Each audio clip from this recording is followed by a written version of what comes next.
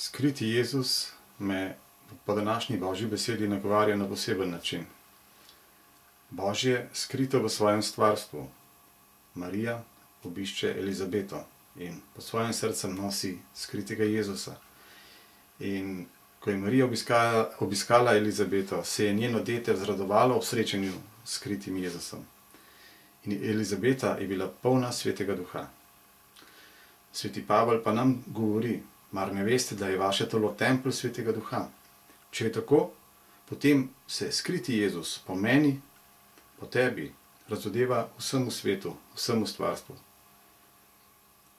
Danes pa bi želel z vami podeliti izkušnjo, kako se je Jezus razodel konkretno v mojem življenju.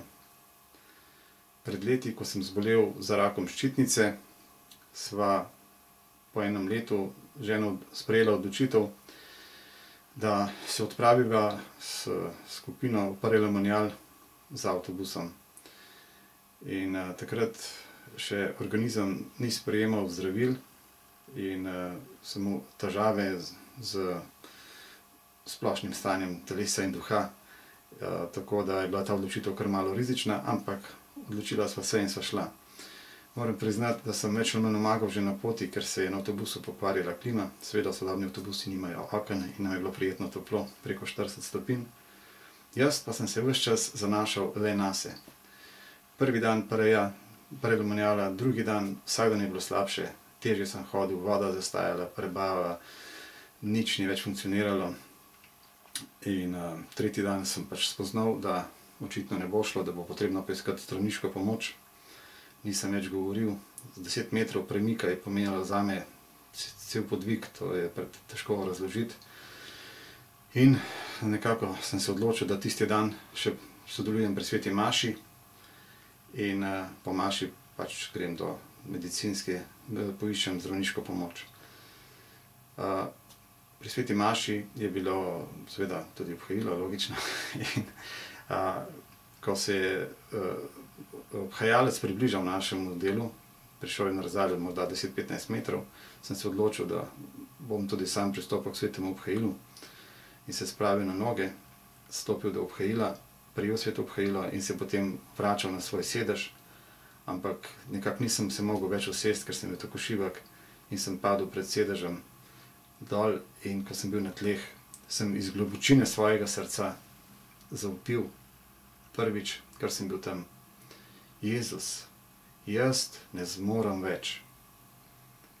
In na ta moj krik se je zgodilo nekaj nepredstavljivega. Zaslišal sem v sebi glas, kot bi se nekdo drug neko živo bitje pogovarjalo z menoj. Zakaj pa me nisi prej prosil? In v tistem trenutku sem začutil klasično ozdravljenje, toploto po hrbtenici, mravljince, vzneseno stanje duha in telesa, ki je trajalo nekaj sekund. In po končani maši sem bil popolnoma drug človek. Seveda, nihče še ni vedel, kaj se dogaja. Ravno tako pa so ljudje, ki imajo dar preroštva, ki so tudi seveda Francozi, niso bili Slovenci, zraven oltarja stopi neka gospa do mikrofona in reče: med nami je žena, stara 39 let, ki joka.